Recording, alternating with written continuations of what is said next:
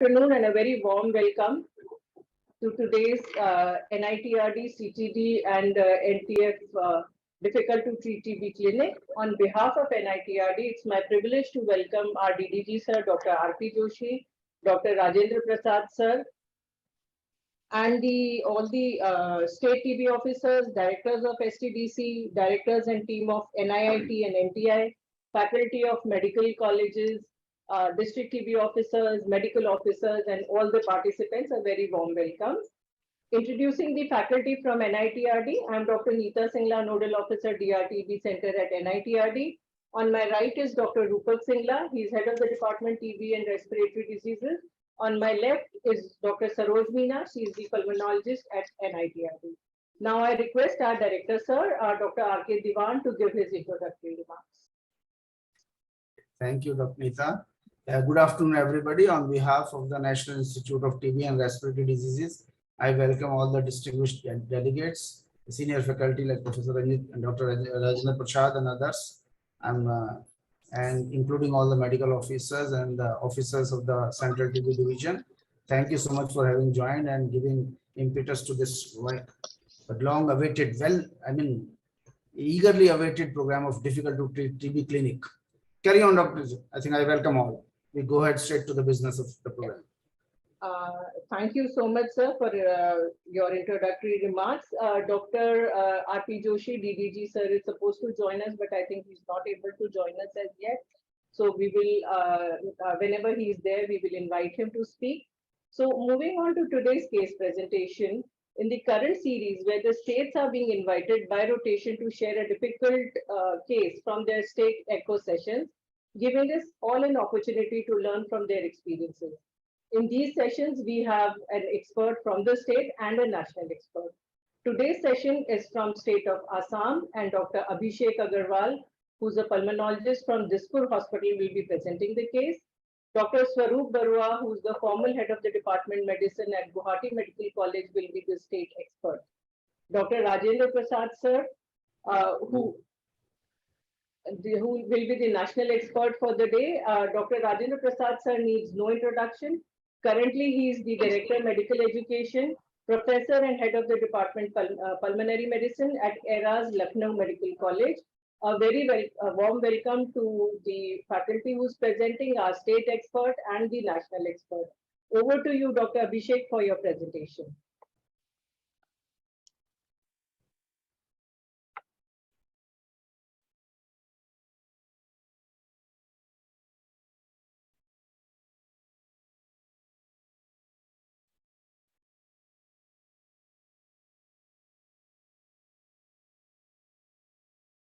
उसको और सुंदर बनाओ भाई थोड़ा सा। ठीक है, वैसे तो ठीक हो गया। वो हम इतना यूज करेंगे ऐसा ना।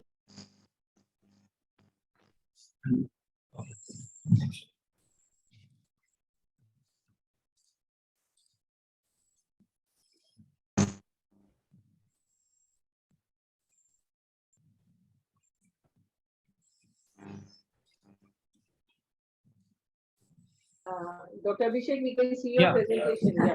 Thank you. Thank you, ma'am, for the opportunity. At the outset, I could like good afternoon, everyone. I could like to thank Rupak Singla sir, R.K. Diwan sir, Director General of TB, Rajendra Prasad sir, and Assam State TB Cell for giving me this opportunity to present the case on behalf of Assam. Today in this Eco Clinic session, we will be discussing a case of tuberculosis of a 63-year-old male who is a businessman by occupation, presented to us OPD on 20th of April with complaint of fever for 6 months, cough with expectoration for 6 months, shortness of breath for 6 months, loss of appetite for 6 months, loss of weight around 12 kg in 6 months, and weakness for 6 months, and newly onset of nausea and vomiting for last 15 days. Patient is a diagnosed case of pulmonary tuberculosis with gene expert report showing RIFA sensitive, with diabetes mellitus on ATT from private with effect from 4th of April. Patient was already being treated by in a private hospital in Guwahati, and he came to us with these complaints. Patient is a non-diabetic for last 20 years, but his diabetes was uncontrolled for last 1 year, despite being on insulin. He had been treated for tuberculosis from June 2021 to November 2021 by general physicians, where his sputum AB was positive and test except finding were there. But the patient could not produce the reports, but it was a verbal communication by the patient and the attendant. And the patient's treatment was stopped on clinical basis without any microbiological or radiological investigation at the end of treatment. So if you link the case, patient was having TB from the month of June 2021 to November 21, and his ATT was stopped there, and after that he had started having symptoms. Now patient is is a non-smoker and non-alcoholic. He lives with his wife in a village, and the wife is healthy without any significant medical or similar history. And patient was advised admission by us on the day of review due to recurrent vomiting and poor health. We investigated the patient and found that his weight was 52 kg, height 160 centimeter, with a BMI of 20.4. Pallor was present, icterus was present, clubbing, cyanosis, peripheral lymphadenopathy, and edema were absent. His saturation was normal, 98% at room air, and pulse and blood pressure were normal, sir. On systemic examination, we found that respiratory system chest was symmetrical, elliptical, trachea was central, bilateral resonant note was percussion, and bilateral traps were auscultated. Other vital organs like CVS, CNS, and GIT, we did not detect any abnormality.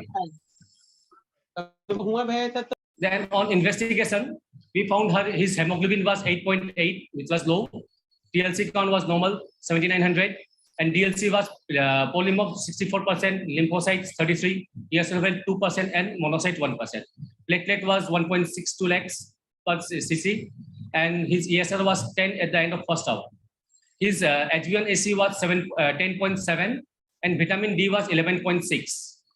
We asked the patient for sputum for AFB culture and LPA, as the patient's gene expert was done, which was RIFA sensitive, but AFB culture was not done by the previous admission in the first week of April.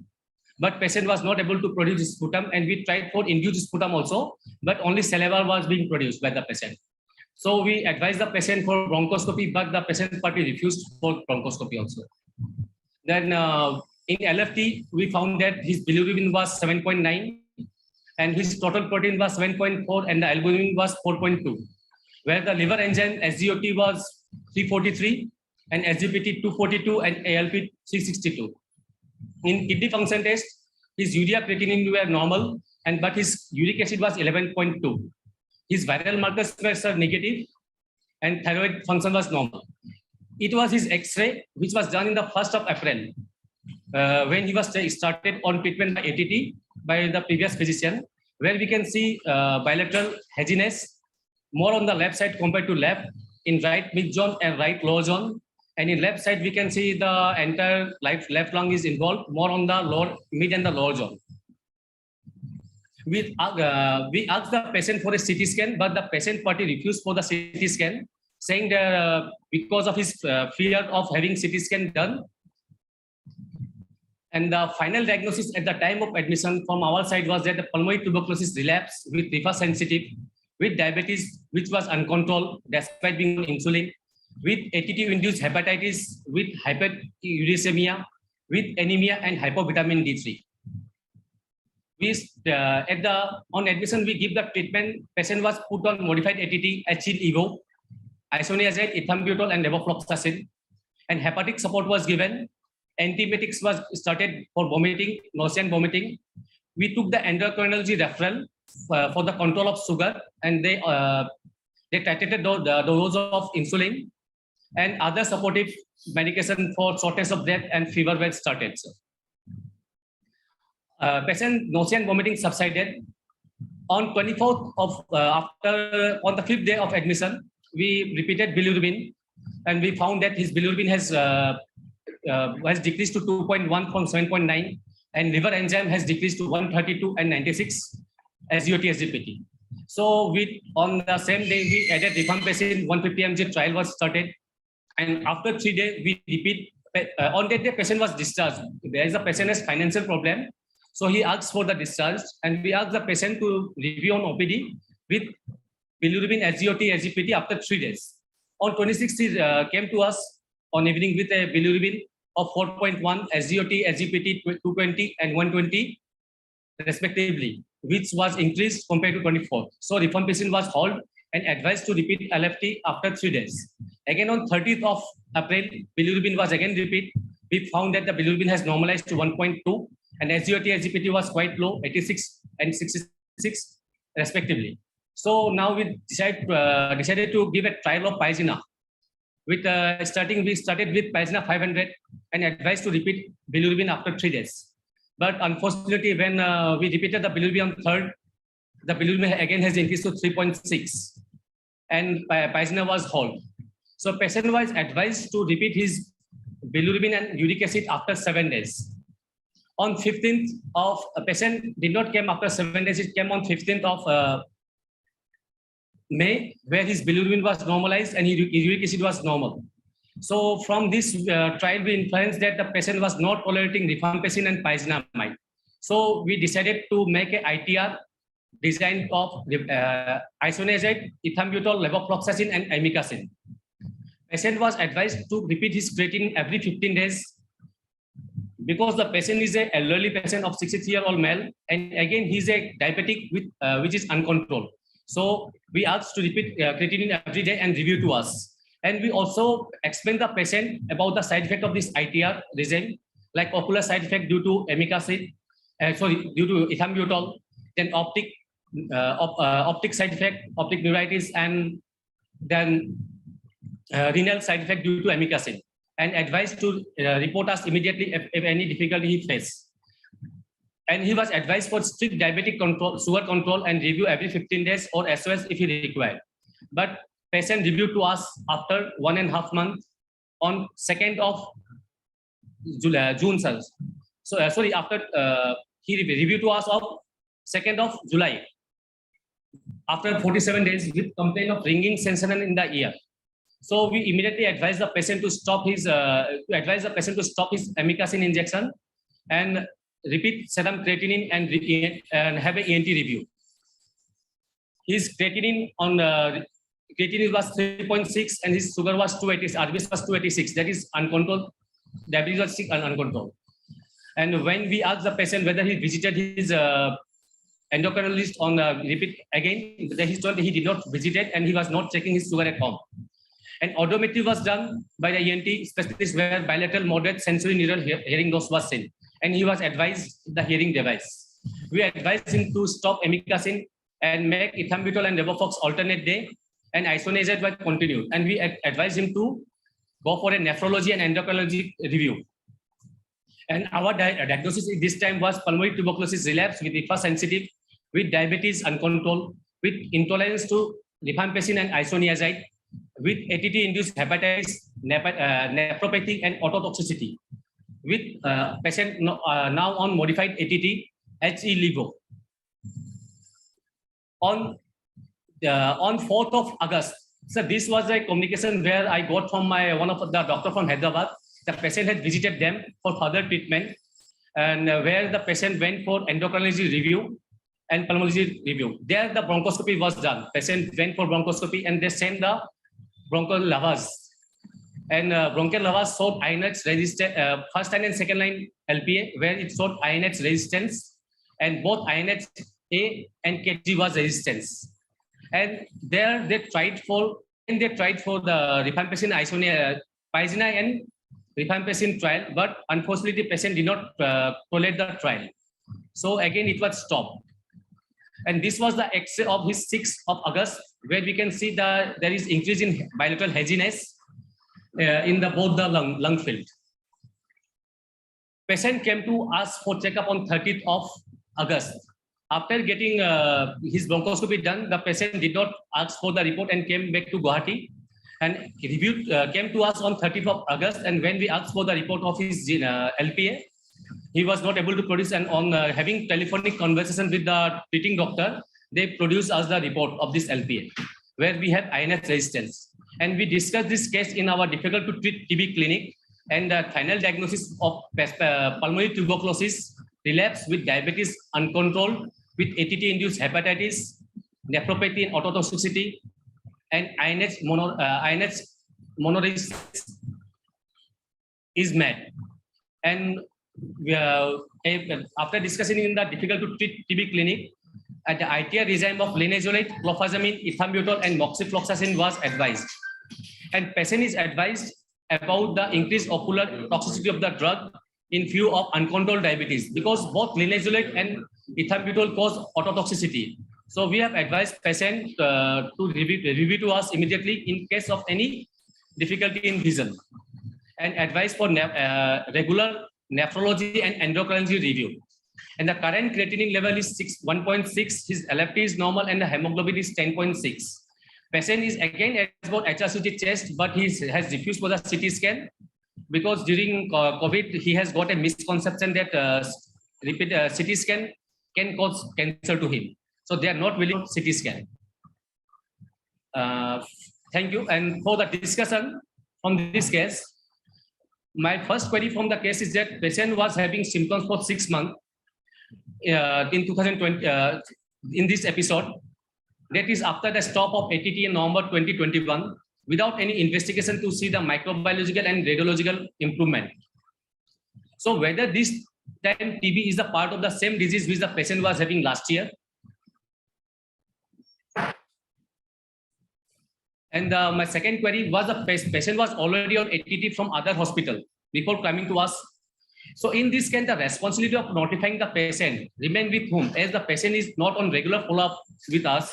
So as in now notification is made mandatory by government, and DOTS people are the DOT center are regularly follow up, taking the care of the patient and checking whether the patient is taking medication or not. So in this case, patient was not in regular follow-up, and he was not coming for regular checkup. So we need to see what can be done in this case. And patient is now intolerant to rifampicin and pyzina, and moreover now we have INS monoresistance. So whether we can consider this patient MDR regime in this case. And finally, what is the duration of ITR in this case? As the patient we have shifted to, we have planned to start clofazimine, ethambutol, moxifloxacin and linezolid, and how to monitor the case. And finally, one more question. We have HIV TB clinic now. Whether it's the high time whether we can have diabetes and TB clinic, because the treating diabetes TB is more, it has become one of the difficult part, and which often patients have relapse and leads to MDR TB. Thank you. Thank you, Dr. Abhishek. It's an excellent presentation and a very interesting case. Almost 40-45 people have joined during the time when you were telling the history, so maybe they have missed the case. So I will just give a short summary, and please add if I miss something. Okay.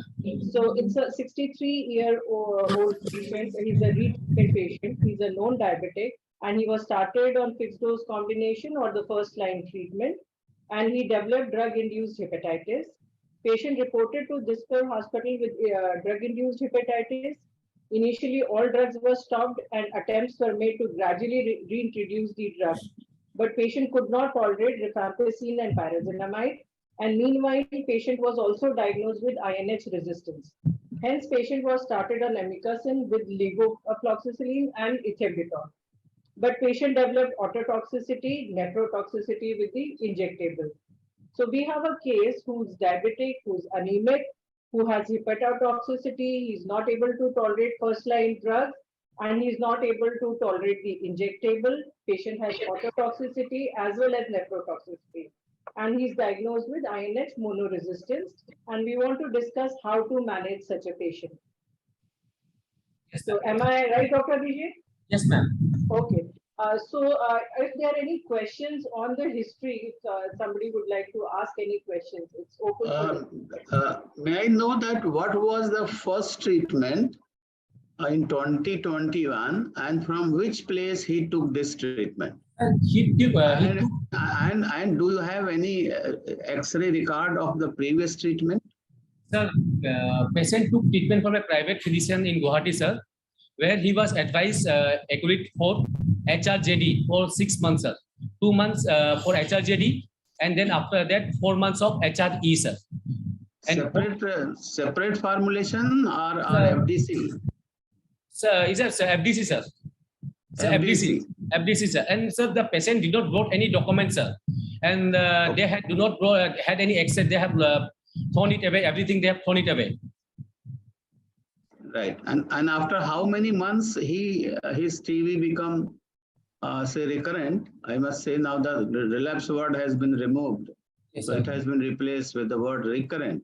After Sir. how many months he got the disease again? Sir, after 15 days, he started having these symptoms again. After stopping the ITT, So 15 days after, again. just after 15 days. Okay. And his no X-ray or any sputum test was done at the end of the treatment, sir. In this case. Right. Okay. Thank you. Are there any questions from our participants? May I ask you one question, Dr. Agarwal? Yes, sir. Do you have, am I audible? Yes, sir, you are audible. And just to give you an introduction, sir is the state expert for today, Dr. Barua. Yes. sir. Whether you have mentioned about the viral markers, whether you have gone for HIV or not? Yes, sir. HIV, hepatitis B, hepatitis C, all the three are negative, sir. Because HIV in the elderly also nowadays coming up. A lot of patients over 60 years, they have been found to be having HIV. Yes, sir. I had a publication also on HIV in elderly.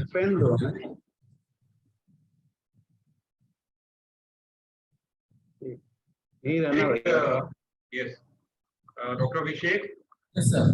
first of all, let me say that we are proud that you are our student of this institute, and today you are doing very, very good practice in Guwahati. And you are a very good example of a public-private model in Guwahati.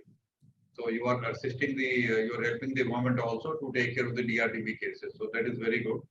Now, initially this patient, once patient had the hepatitis and they reported to you, you are started on INH, ethambutol and levofloxacin.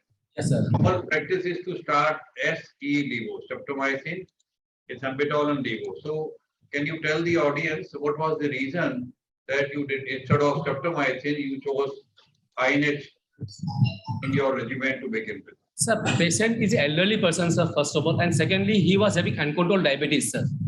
And secondly, already, and third point is the patient has already taken ATT for 6 months earlier, sir. So in order to preserve the second line drug, sir, and to avoid the side effects like nephropathy and ototoxicity, I tried to avoid aminoglycoside at the first place, sir. So if the patient was able to tolerate the other drugs, I can start. And again, the streptomycin has been removed from the guidelines. Amikacin and kanamycin we are using now. So that's why I went with isoniazid, ethambutol, and levofloxacin in this case to preserve the drug for the future, sir. This aminoglycoside, sir. Okay, I think that's a very good reason you have given, that considering the age of the patient was had a diabetes, so he could have had the renal function impairment also. So Yes, keeping these two things in mind, you avoided streptomycin and gave a trial of INH, ethambutol, and levofloxacin. Yes, sir. I think that was in case tolerated, so that could have been a good regimen. So I think that is okay. So now open again to the audience for any further question to be asked from Dr. Abhishek.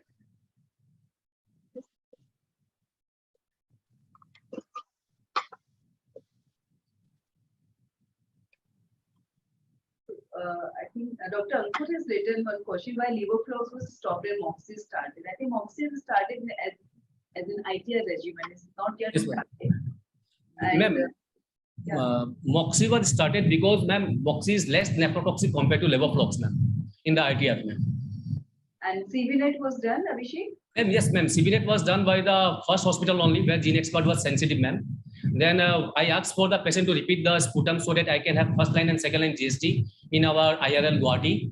but the patient was not able to produce sputum, and we tried for induced sputum also, but he was giving only saliva. And again, I asked the patient for bronchoscopy. That time, they were, due to financial constraint, they refused for the bronchoscopy, and they were reluctant to do the bronchoscopy again.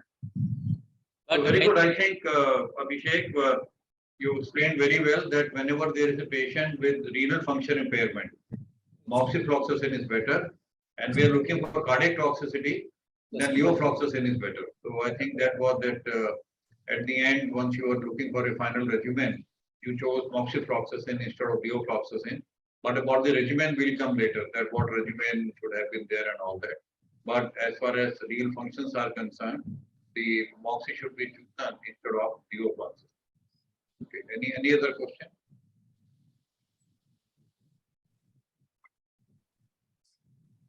Yeah, so sir, if there are no questions, we would invite, we'd like to invite Dr. Barua, the state expert, for his comments on this case. Since that this is a case of classical case of initially of is ATT-induced hepatotoxicity.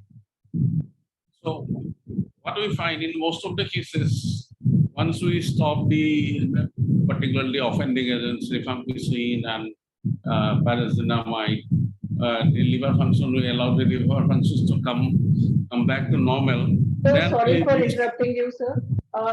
There is a lot of disturbance in your voice. Maybe if you keep that microphone on the table, then it will not make so much noise.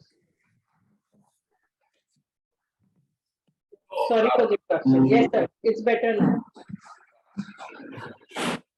So what we have seen in most of the cases, the one as the LFT comes down, we restart again and patient does well. Now this is one of the cases where again after restarting the genital ward, we have already hepatotoxicity. So these two drugs are really out of question now. Twice they have been challenged, the patient has been challenged with this drug. Plus this INH resistance. Can we go for a INH resistance is there? No, it's a leaf sensitive, but that rifampicin, parazinamide and INH is out. So can we go for a regimen of say MDR-TB, but not the short course because the patient is already on fluoroquinolone more than 1 month. So that the original Bangladesh regime, the short course, but maybe a longer course for the original, the classical MDR-TB. Or can we go for that will containing regimen because the options are very less now. Patient this line with a in this regimen, that short regimen 11 months. Oh, guidelines is not exactly an XDR or MDR-TB, but can we go for change the regimen? So just to repeat what sir has said, Dr. Barua has said is, his question is that in cases where we are not able to give rifampicin due to some reason, like in this case, patient did not tolerate rifampicin or parazinamide. So should we treat this case of as MDR-TB case because rifampicin was already resistant, initially was sensitive and then was found to be H resistance, and rifampicin we are not able to give because of the intolerance because of hepatotoxicity. So what question Dr. Barua is placing to the house is, should we treat such cases as MDR-TB cases? And when we are looking for MDR-TB cases in our country, we have two choices: shorter oral bedaquiline containing regimen and longer regimen. And one of the contraindication for shorter regimen is that they should not have taken these drugs before, and patient has taken levofloxacin for sufficient period before. So he is asking that whether we should treat him with the oral longer regimen, keeping in mind that INH was resistant, rifampicin was not being tolerated. So it is equivalent to MDR. That is his basic question, that should we treat him as equivalent to MDR and start on the oral longer regimen. So from there we start again the discussion.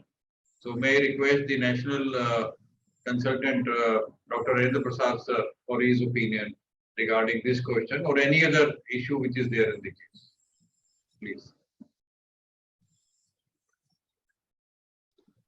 For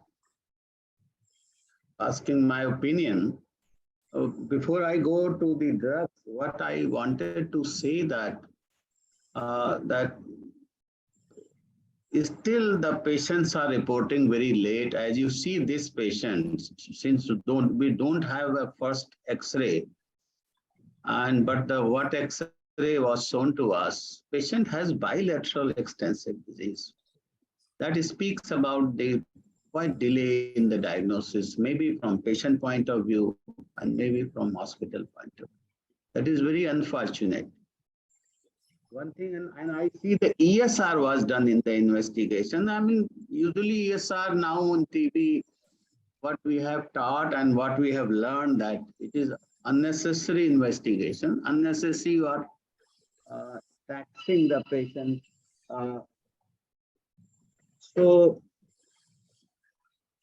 But patient had, say, immediately after the first treatment, it was not clear what was which drug, what was the quality of drug.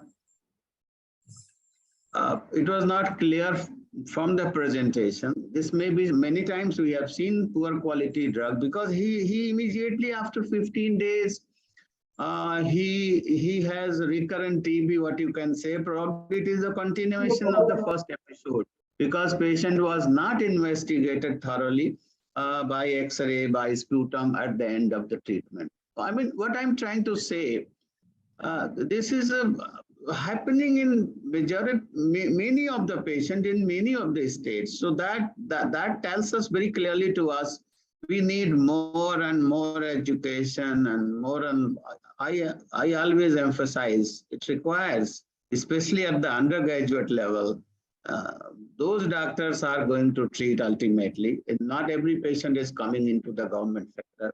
Some of them going to.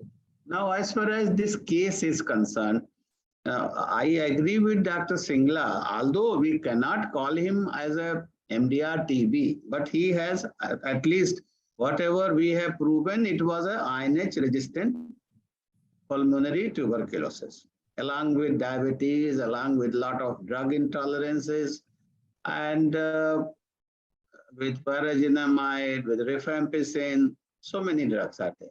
So can we think of, say, INH resistant? So one thing is very clear, it is INH resistant pulmonary tuberculosis today. And can we go, of course, the regimen will go towards the MDR regimen, but then there are replacement of the drug. Suppose here in this case, you cannot use pyrazinamide. Here in this case, you cannot use rifampicin. So a large number of drugs has to be replaced with the replacement schedule, which I think Dr. Singla will going to explain very, and ultimately it will become like an MDR type of a regimen, so-called MDR type of a regimen. At least you have to use 4 drugs, and then in continuation phase, you have to use 3 drugs, keeping in mind that he is very uncontrolled diabetes. So bacteria is to be very effectively targeted. And well, such type of patients, if there's a lot of intolerance, and if diabetes is effectively controlled, which is possible to control, then even one thing was very clear. I used to say in everything, the INH in India is very well tolerated, even in when there is a liver toxicity. In this case, possibly he has tolerated INH and ethambutol. And one of the, even these drugs, suppose we are not able to give him any other drug, because those drugs like linezolid, they are not very sacrosanct and thing. They have also large number of, he is a diabetic, so chances of peripheral neuropathy, so many things will come while we treat with these type of drug. Now question arises only that we have to save his life, and even without much drug, but then the duration of treatment is likely to be prolonged. It is not the 1 year or so it is likely to be prolonged depending upon how the patient is behaving. And such type of patient, to my understanding, needs a regular follow-up, maybe in a hospital. You have to keep him for a long time. This is unusual case, because what I am concerned that his life must be saved. So that was, I was to say, even you know that when amikacin was used, he developed, because a person who is a 60 plus, these injectables, they are hardly tolerated, and the dose of amikacin might have been reduced, especially seeing his age. So those were the comments what I'm trying to offer. Dr. Singla, over to you. Yes, sir. I think I'm told there are some questions, so let us take the questions and then we will come back to this. Okay. I think Dr. Abhishek wants to add something. Dr. Abhishek, yeah. Sir, two things I would like to tell, sir. So this about 6-month ATT and stopping them without testing, sir. This is a common scenario which we are seeing in society, sir. Sir has mentioned now also, and I think this is one of the case which I presented. Lot of cases are coming where ATT has been stopped, whether the patient is having spinal TB or abdominal TB, without being investigated whether the patient is cured or not. So we need to look into it, what can be done, sir. Because Dr. Agarwal, I just address your question. You are in Assam. You are postgraduate from LRS पहला वाला अब तो NITRD हो गया. So you're one of the, apart from treating and everything, you educate whole of the Assam, and you pick up a like-minded person. What I can still understand, the education at the every level is required, and only education will change, nothing will change, right? So Assam is lucky that to have you there. You are very well trained in NITRD. So you have to make team, and you have to spend a lot of time on educating undergraduate, postgraduate, other private doctors, so that they behave. That was my question that I initially said also. Yes, sir. Thank you, sir. We'll take questions now. Yes, sir. There are 2-3 questions. So one question from Dr. Saila. He's asking why Lilisolid was given to him in the ITR regimen. There was a regimen which was prepared, Lilisolid so far, Ethambutol and Moxie, while Lilisolid was added. Dr. Abhishek. Ma'am, we are planning to give a 4 drugs regimen, ma'am. Already you can see by seeing the X-ray, we can't see any radiological improvement or clinical improvement in the patient. No doubt patient fever has subsided, but seeing the X-ray from April to the month of August, we can see marked deterioration. So we want to make a regimen, a strong regimen with 4 drugs. So we added the lenalidomide and clofazimine with ethambutol and moxifloxacin. Yeah. Abhishek, thank you. Another question I think you already answered in the previous discussion. Reasons for preference of amikacin in place of streptomycin in the modified regimen. Ma'am, streptomycin, I think currently amikacin and kanamycin are being given importance by our guidelines. So we win with amikacin, and amikacin is less nephrotoxic compared to others. That's why we went with amikacin. Just IV we can use IV amikacin also, ma'am. That's good because giving repeated intramuscular some pain to the patient in the area of injection, sir. Yeah, Dr. Abhishek, I agree with you. Only thing is that between Amica and Kanamycin, Kana is okay being used because it is available. But ideally, as per WHO guidelines also, as you have done also in this case, Amikacin is to be preferred. And they have demonstrated in that Lancet 2018 article plus the WHO guidelines also that Kanamycin and Capreomycin rather may be more harmful. So I think I agree with you that you chose amikacin because amikacin is to be preferred once we decide to add an injection in the regimen. So that's for the clarity. Thank you, Dr. Singla. We have a hand raised from Dr. Jaikishan, sir. Sir. Good afternoon. So as per the NTB strategy, we have to have the zero catastrophic cost. And in this presentation, I could see that the patient had not gone to bronchoscopy and others because of the cost factor. So whether the program had decided that the TB and especially the PMDT should be included under the Ayushman or not. And the PMDT 2021 guidelines say that we should be linking the PMDT patients to the Ayushman. So whether the patient was linked to the Ayushman and so as to overcome this out of the pocket expenses and the quality of the care do not suffer. Thank you, sir. Dr. Barua sir and Dr. Abhishek, the question is that is Ayushman Bharat scheme being offered in your state?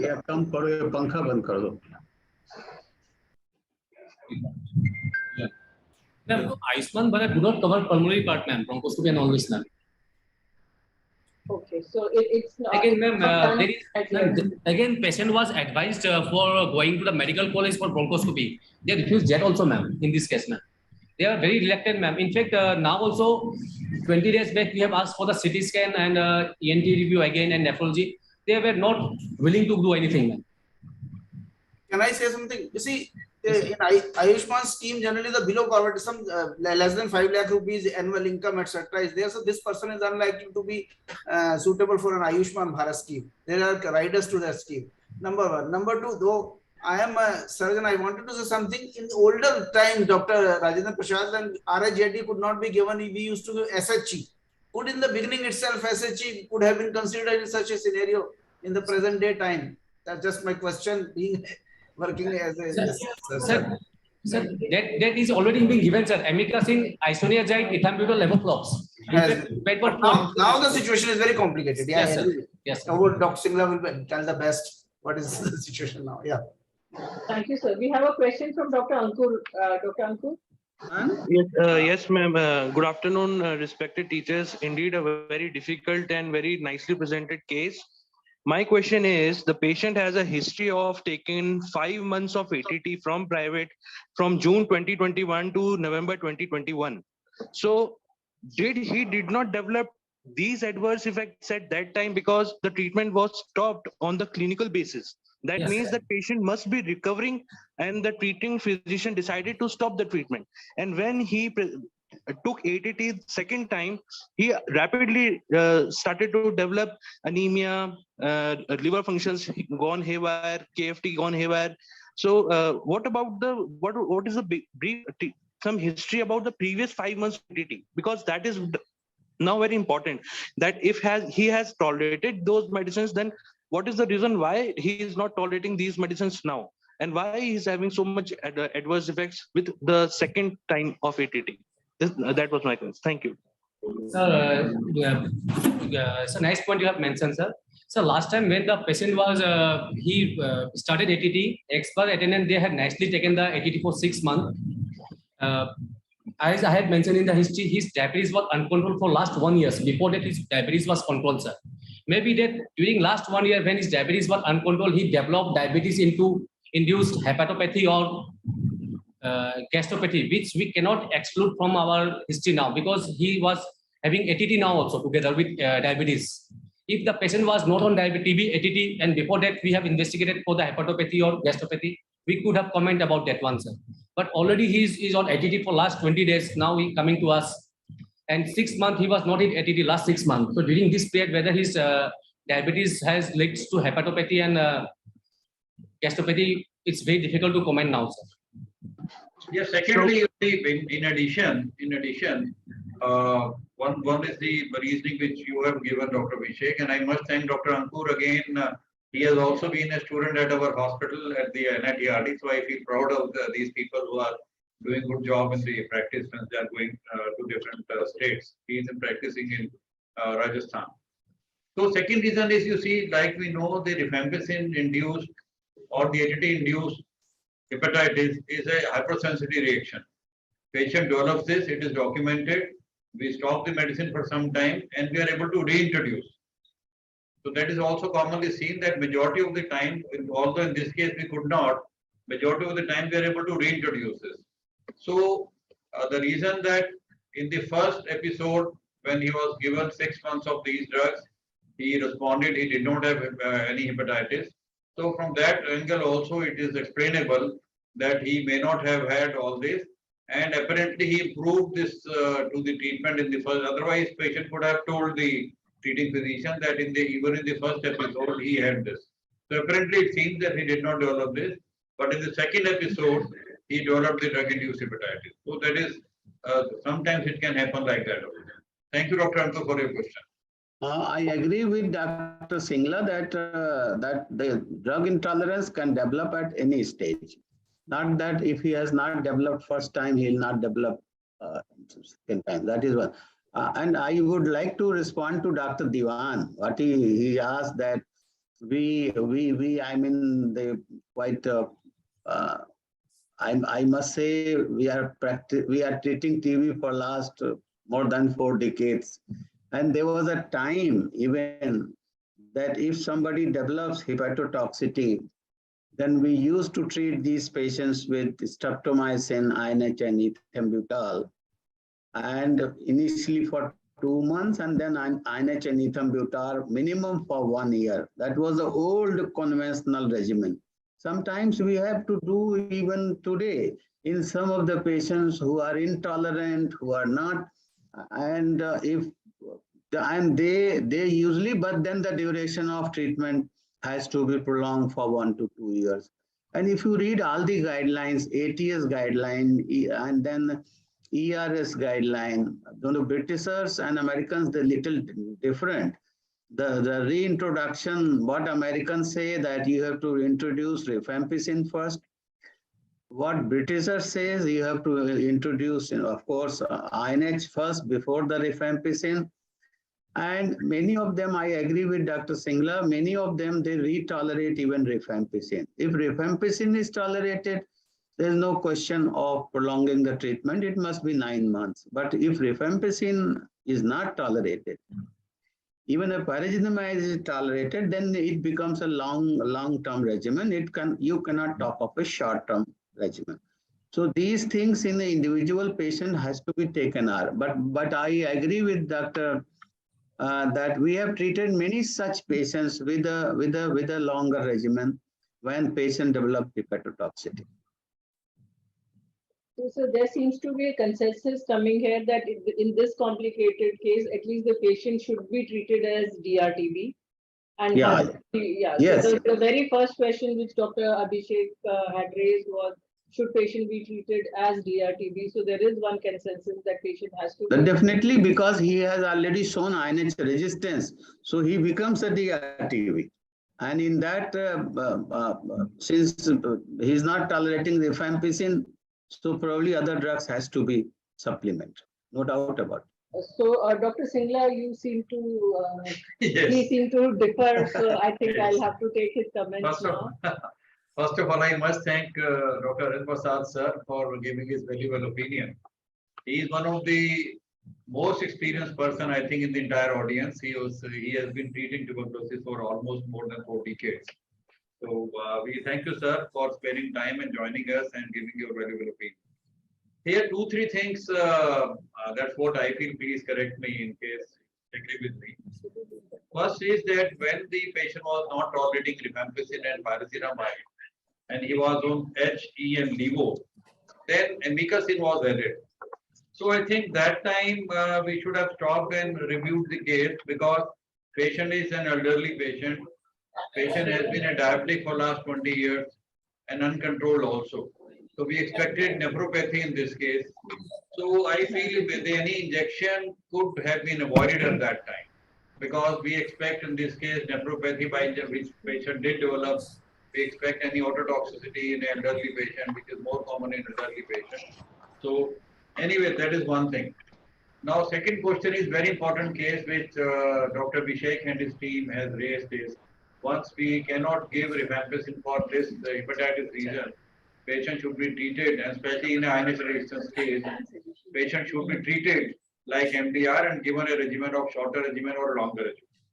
You see, this question has been bothering me also for last 2-3 years, that even in the guideline, what should we put it as? When I looked around, you see, like there are cases of renal transplant, and renal transplant patients are put on immunosuppressants, and most of the immunosuppressants, they have very strong interaction with rifampicin. So as because of that, the nephrologist all over the country, including all the AIMS, I have inquired from 3-4 AIMS head of the departments and their senior consultants.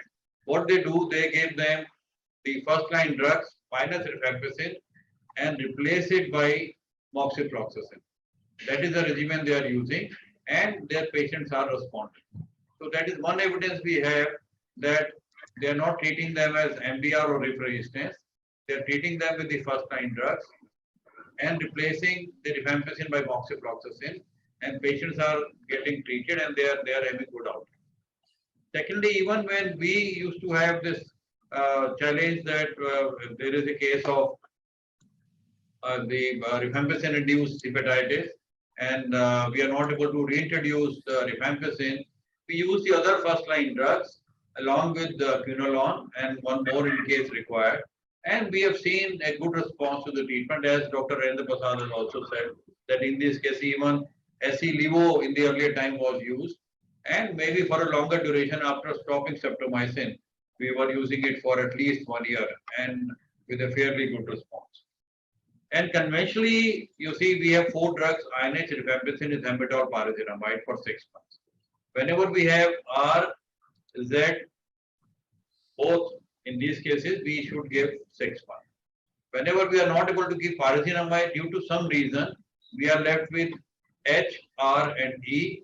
And as the media trial has also shown, in this case, we can do that in case it is required to be done, and the regimen becomes of 9 months, 2 months or 3 months of H, R, and E, followed by 7 months of then H and R.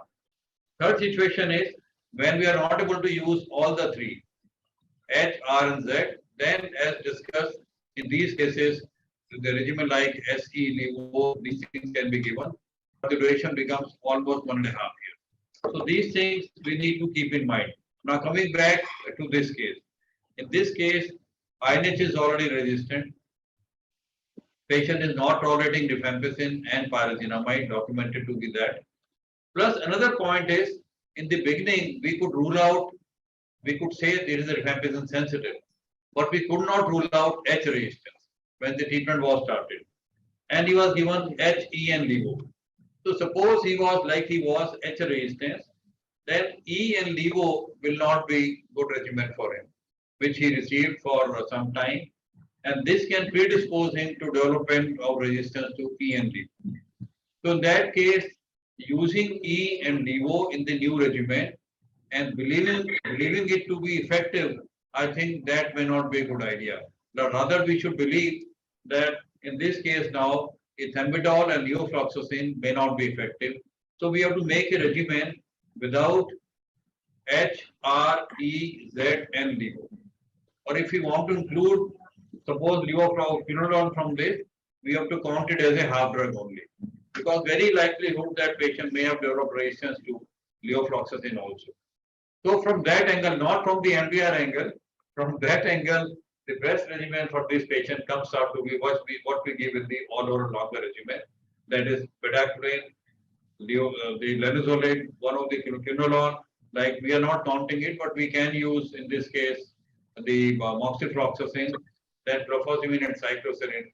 It seems it could be a good regimen for him. Not treating him as MDR or RIF resistance, but because we have exhausted the first line drugs, probably we have exhausted the levofloxacin also. From keeping that thing in mind, I would like to treat him with these drugs which are used in all oral, I will put it like this, which are given in all oral longer. So that is my take on this. I request anybody in the audience or Dr. Rendra Prasad for his comments on this thought.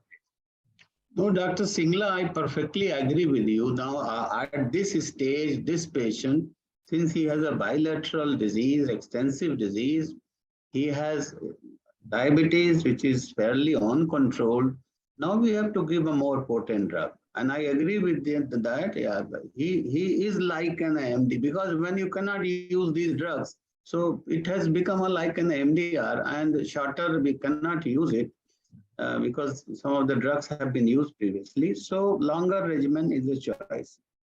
And sometimes even in longer regimen, if some drug has to be replaced, then according to replacement, that has to be replaced. I totally agree with you. So, sir, in this case, if you agree with me, let us give this message to our audience that in case we are not able to use rifampicin, like suppose because of hepatitis, or because like patient is on some drug like immunosuppressant drugs and is not able to use rifampicin, we should not treat them as rifampicin resistance or MDR. We should try to replace rifampicin by one or two of the potent drugs and the rest of the other first line drugs and manage them like this. That is my suggestion. Yes, Singla, I entirely again, because this way we have treated very large number of patients that who is not tolerating rifampicin, and then these drugs has to be given, then duration has to be adjusted according to the regimen. It simply, it cannot become a short term treatment. So depending upon, as you said very rightly, if paragenamide cannot be used, then regimen becomes 9 months. If rifampicin and paragenamide cannot use, regimen is at least of 1 year to 1 to 2 years. So those nitty-gritty has to be taken up, and this will be an individualized treatment. This will not be for every patient. So depending upon the type of patient and their drug intolerance history and everything, we have to decide for individual patients. Sir, I wish to make one point. This patient should be offered at least 1 month admission in the beginning of the new regimen, and nothing doing that. Definitely, I mean, if he wants to go back early, he should not be started on treatment. I agree with Dr. Diwan. Such type of, if you see that, what are the indications of hospitalization in tuberculosis today? Tuberculosis, it needs no hospitalization, whether it is this, but in situation like this, where patient is very difficult, there is issue of compliance, there is issue of management of diabetes. Such type of patient must be motivated that you have to be admitted, and everything has to be done under supervision. Then we can save such patients. Otherwise, we are going to lose this. I'm sorry to say these words. We have lost many such patients if we have not taken care of them. Dr. Singla, there are some questions. So one of the question is like Dr. Dipender is asking why amikacin is more efficacious than kanamycin for MDR-TB treatment.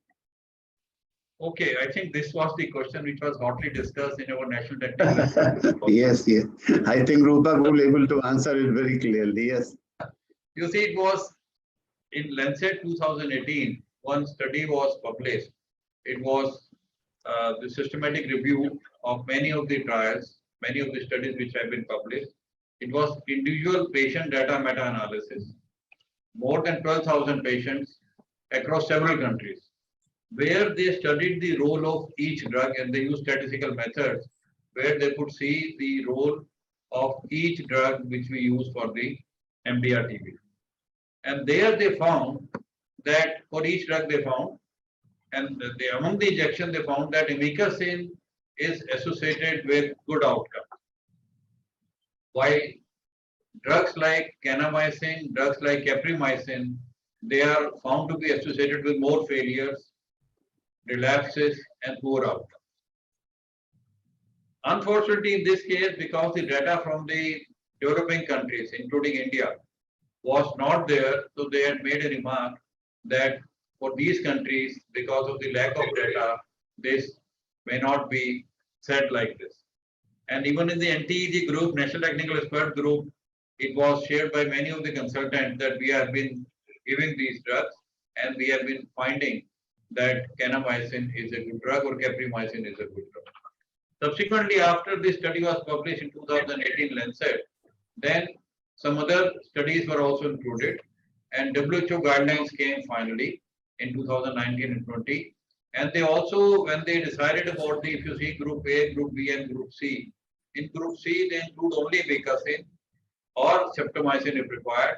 They do not include kanamycin or capreamycin, rather they have been removed. So it is based on the WHO review, which majority of the data was from this Lancet 2018 trial, and our institute was a part of this systematic review meta-analysis published by the Lancet. So that is the background that why it is recommended in the guidelines that we should use, if we have to use an injectable, we should use amikacin and not kanamycin. I hope I have answered your question, Dr. Dipender. Thank you, sir. There's another question from Dr. Ankur. He's saying that this patient is having poorly controlled diabetes mellitus already and with multiple ADRs. What dose of linezolid should be used in such case? You see, in such cases where best is to control diabetes by using insulin. Even it is mentioned that when we are talking, there are in the union guidelines are also there, that when we are treating case of tuberculosis, especially such cases, and patient is a diabetic who has been poorly controlled, the insulin is the best drug. For a good glycemic control, we should shift the patient to insulin. As Dr. Diwan said, admission is must. Our target should be not only to treat TB, target should be to treat diabetes well also, where you receive a good glycemic control. And linezolid does not have much impact on the diabetic control. So that way this drug can be used.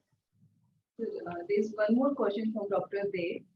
It's not related to this case, but he's asking that if patient is rifampicin resistant and LP cannot be done due to some reason, shall we go for longer regimen or shorter?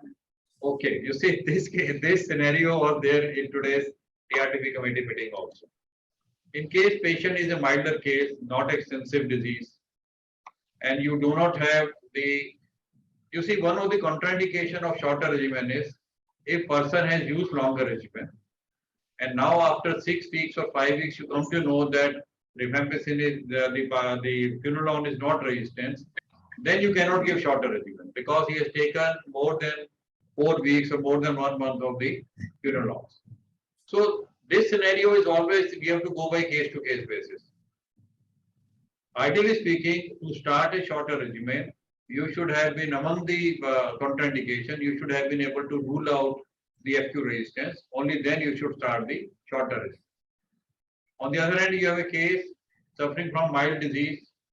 The resistance has been demonstrated, but because of this smear being negative, now it has gone for the culture, which will take its own time. It is your choice whether you want to start with the shorter regimen, wait for the culture, and on that culture you do the LPA and get the report of FQ. If it is FQ sensitive, you continue with the shorter regimen.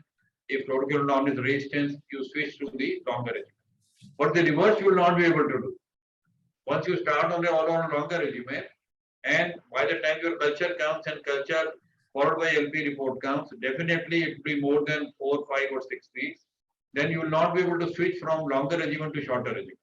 So in case you decide to go for a shorter regimen in this case, must follow up this case in the laboratory. It will be very good in case you are able to get a midget report, which can sometimes come within 3 weeks. Do the LP on that and take a call. And in case person is having bilateral extensive disease, of course, you would like to go for the longer regimen first. And on this is my thought. I would like to know the opinion of Dr. Rendra Prasad sir also. No, I agree with you, Dr. Singla, that when you talk about the diabetes and tuberculosis, we have always taught that both the diseases has to be controlled simultaneously.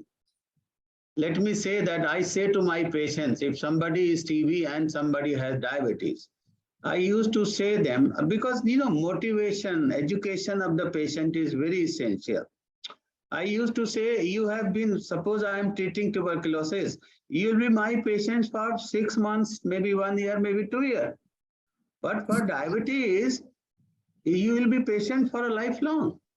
So either you have a diabetic diet control, or on drugs, or on insulin, whatever. So you have to be very careful. And I have seen the relapse or recurrence in TB whose diabetes is not controlled later on is much higher as compared to non-diabetic patients. So I think special education package and everything for diabetic and tuberculosis. We have seen patients where TB was there, he is getting the same treatment, not responding, and then diabetes initially was not detected, and then finally diabetes was detected. And when you have treated both, then the same regimen which was not working, they have worked. So what I'm trying to emphasize that diabetes is one of the very common comorbidities, and both has to be tackled very effectively if you want a good outcome in patients of tuberculosis as well as outcome for diabetes. That message should go very clearly. Thank you. Thank you, sir. I think Dr. Shalvini must have asked this question because what we face in the field is that the shorter regime can be started from district DRTB centers. Whereas if the patient has to be put on all or a longer regime, patient has to be sent to the nodal DRTB center. So the DTOs may be facing the issue because they have to see whether they can initiate from their side, or should they be sending the patient to nodal DRTB center. So it's more of an operational question also, apart from being a technical question. And I think in such a scenario where you are not sure as to what action should be taken, it's better to send the patient to nodal DRTB center, and maybe they can decide whether to start this patient on shorter or longer. Would you like to add something? No, it's okay. This better they are evaluated by a team of experts at the nodal DRTB center. They will take into consideration the history of treatment taken before, the severity of the disease, history of contact with the other patients in the family. So everything is taken into consideration, and then they can decide whether to start on shorter first, keep a track, and then decide once the LP report is available whether to shift from shorter to longer. Because you can shift from shorter to longer, but you cannot shift from longer after 1 month to shorter. So that remains an issue. But in case there are other contraindications, of course, from the beginning, you will go for the all or longer. Thank you. Thank you, Dr. Singla. So coming back to Dr. Abhishek questions, which Dr. Abhishek had raised, was that what regime should be given. So I think regimen is decided now. We should try to give bedaquiline with linezolid, clofa, cyclo, and of course moxiflox. Okay, so that will be the regime for the case, and it will be an ITR, and we will not be calling it DR because patient is still sensitive, but we will be treating him with the DRTB regimen, and the duration of ITR remains that yes, should be answered. That is another challenge in this case because we are not treating the patient as MDR or pre-XDR. So, and that duration of 1.5 years, 18 months to 20 years is basically meant for people who are MDR or pre-XDR. So, this case, the duration can be 1 year. That should be sufficient for him. We are choosing these drugs because we are not left with the other drugs. Like the primary drugs, we are not left with like HR, E, and Z because of the reasons already discussed. So, in this case, 1 year of these 5 drugs, because it is known that the quinolones, the linezolid, bedaquiline, they are quite effective in drug-sensitive TB patients also. They are bactericidal drugs. Clofazimine is a drug which can prevent the relapses. So 1 year of these drugs should be enough for him. That is my thought. And Dr. Singla, one thing is more very essential, such type of patients, especially we are talking about this patient. Regular follow-up and must, both for diabetes and both for tuberculosis. And duration-wise, definitely minimum of 1 year. Maximum we don't know. Will depend on how he is responding and what is the future course of the treatment. Will depend because this is an individual treatment. You cannot generalize that. But at least I agree with you, minimum of 1 year treatment must be there because he's also having diabetes.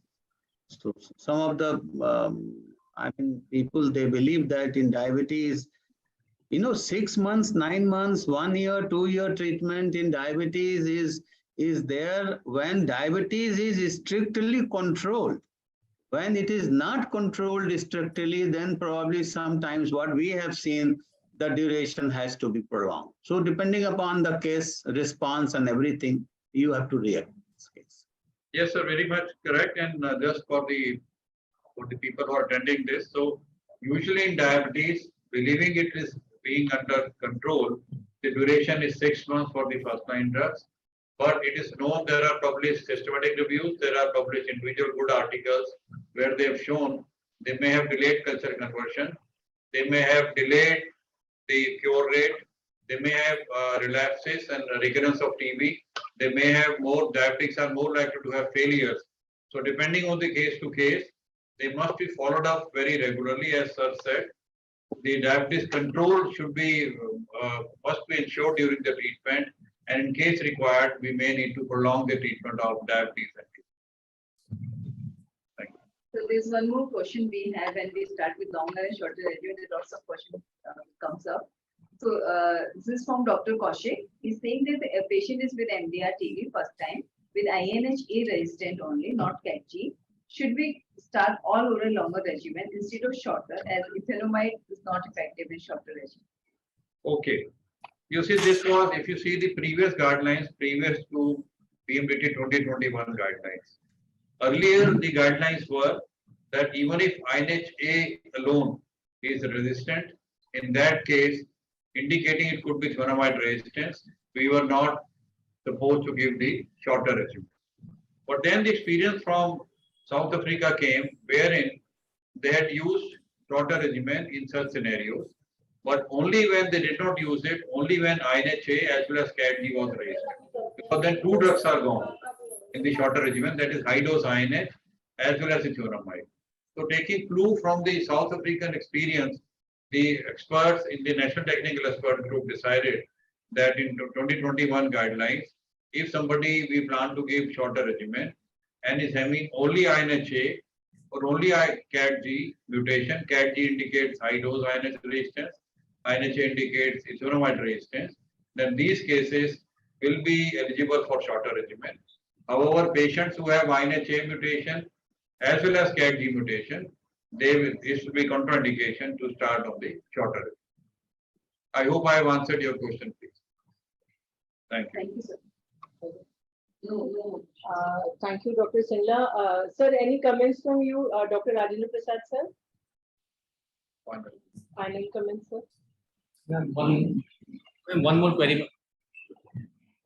Yeah.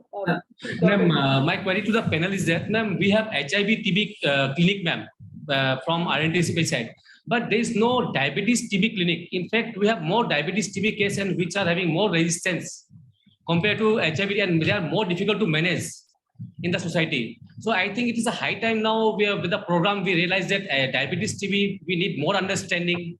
We need more training for that one. Dr. Abhishek, your point is well taken. We have almost 20 to 25% patients in our DRTB clinic, yes, who are diabetic, and Dr. Diwan is there, who's part of, and Dr. Singla, who are part of various committees in the ministry, and I'm sure they will convey your point to the ministry. So it's well taken. Neeta, what I'm going to say maybe at the end, that what we are seeing from last so many difficult to treat TB clinics, central as well as we attend many state TB clinics, we have seen there's a lot of question, lot of the things are in mind. That speaks that we have to increase the level of education in tuberculosis. Unfortunately, which is reduced day by day. Initially, the pharma company used to say these CMEs program. I know in my initial career in 80s and 90s, large number of CMEs on tuberculosis were there. But now I see hardly any, very few number of CMEs. So that and the type of questions we are seeing, that it means it requires more and more education. I would request Dr. Diwan, since you are sitting in Delhi, and Dr. Rupak Singla, please emphasize these things at the level of the government that we need. And I think day before yesterday, Dr. Singla, you are also there. We were discussing asthma. largest number of deaths in India from asthma. So the even largest number of deaths from tuberculosis in India. And both are very treatable disease. As a teacher, I say nobody of asthma should die today, and even nobody of tuberculosis should die today. But unfortunately, and main reason is the poor education of the doctors first, UG curriculum, कोई tuberculosis को पूछता ही नहीं.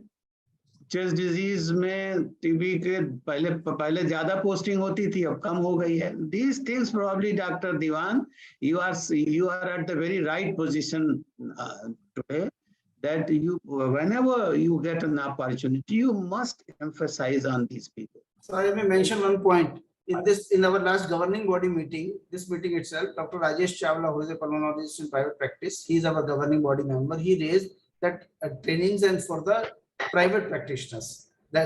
So as it's a point of our governing body agenda which are minuted, so now we will start a program approved by CTD separate from the district TB officers, etc. For those TB physicians, doctors who are interested, we'll start them also. And Dr. Rupak Singla will be the coordinating nodal officer. Yes, I think this is a very welcome step. Institute like yours and many more, they come forward. And they should have a lot of education. As Dr. Agrawal was saying in Assam, Assam needs a good education because it means still patients are being delay in diagnosis. The managerial issue is there. Like in this case, he has not been followed up properly. No X-ray was done. No sputum was done. So no gene expert was done in it. So what I'm trying to say, these things are regularly needs a hammering. That will change the scenario of TB in India. That is my feeling. Because we have taught for last 4 decades and we try to emphasize on these things.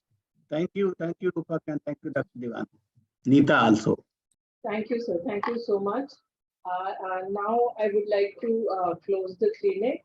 I would like to thank Dr. Rajendra Prasad sir, Dr. Barua sir, Dr. Abhishek who presented the case, Dr. Diwan sir for encouraging us to do this activity regularly, and all the participants whose presence makes it very special, and encourages us to do these clinics regularly. Many of the states are doing these clinics. We request these states to bring their interesting cases to us so that we can bring them on this national forum and discuss them for benefiting others. There is a link in your chat box to give the feedback. We would request you to open your chat box and click on the link and give us the feedback to improve us further. So with this, I thank everybody for joining, all the participants, and all the states who are here who have joined us. Thank you. Thank you so much. Thank you. Thank you, Rupa. Thank you, Neeta. Thank you, Neeta. Thank you so much, sir. Thank you. Thank